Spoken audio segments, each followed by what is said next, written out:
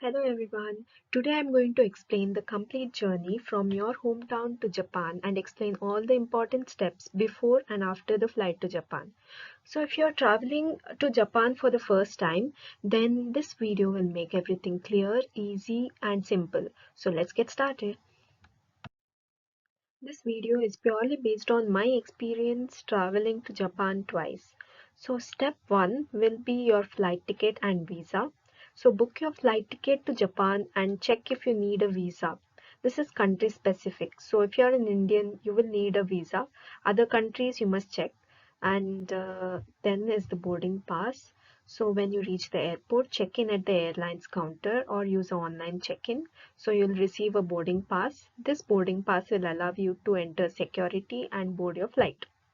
So next is the arrival in Japan. Once you land, follow the signs and look for arrival or immigration inside the airport.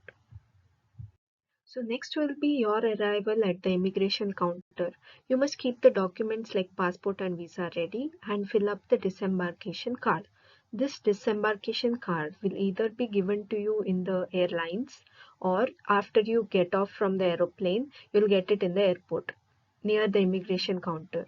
So you have to fill that up and get ready for the immigration procedure. After this procedure, you will be given the custom declaration form, which will be available in the nearby counter. So you have to take that and fill that up.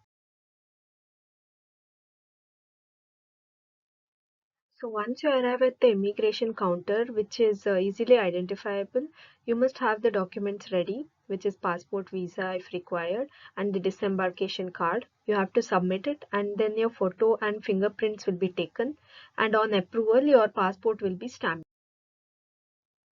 So step 5 will be to collect your baggage and whatever luggage you have taken.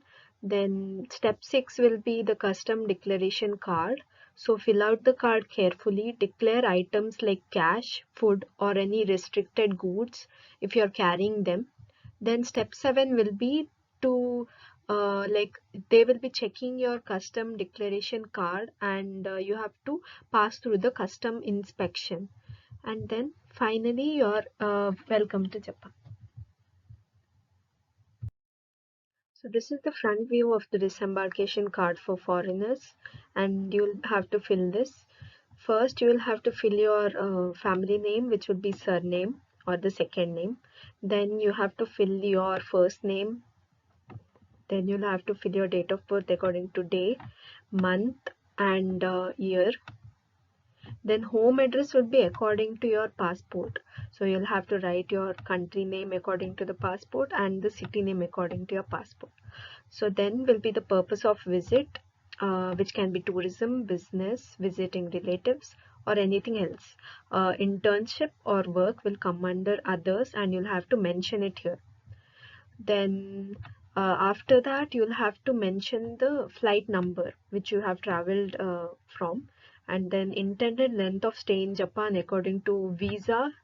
Then intended address in Japan will be either your relative's home, the hotel you're staying at, or the company dorm, or anything specific to your purpose of visit.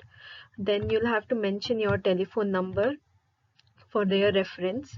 Then you'll have to just tick these three questions, which is any history of deceiving deportation order or refusal of entry into Japan. So you'll have to mention no. Then any history of being convicted a crime not only in Japan, then most of the times no, then according to you. Possession of controlled substance, firearms, crossbows, swords, explosive, it's not allowed, so no. And then according to your passport, your official signature will go here. So this is the other side of the disembarkation card and you will have to answer these three questions. This is the example disembarkation card for foreigners. So if a person's name is John Smith, then Smith comes first, and then John comes in the given name section, then the date of birth, the country name, the city name according to the passport, then the purpose of stay and the duration of stay is according to the visa, and according to the ticket you have to fill the flight number. and then the address of stay and your telephone number, and these three ticks as I had explained earlier, and then one more signature that goes here in the bottom of the card.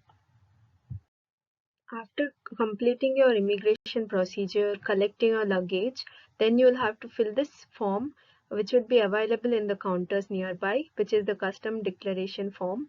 So I'll be explaining each section of this card in the next slides. So this is the first section of the custom declaration form.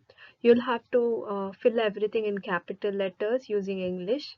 So first is the flight number according to the flight ticket.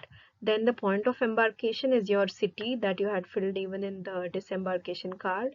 And date of arrival in Japan is the date you're filling this card on.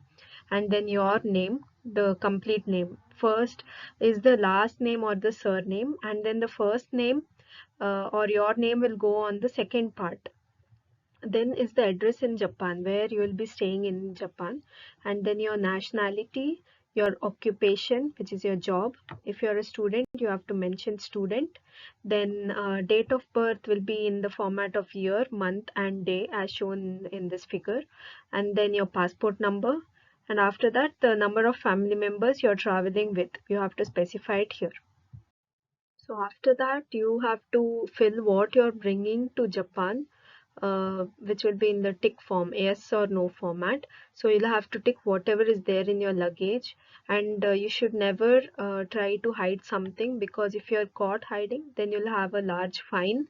And then even the cash, you have to mention it.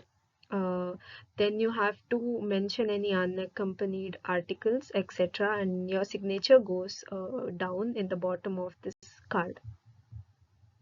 This section of the custom declaration form is for unaccompanied articles. You'll have to specify the quantity and the name of the articles and their market value. So you'll have to do it here, which is not normally the case. Like normal students or people going for work generally don't carry these things. But yeah, you have to specify if you are taking any. I hope this video was informative, especially for the first time travelers to Japan, and do subscribe to my channel if you find this video helpful.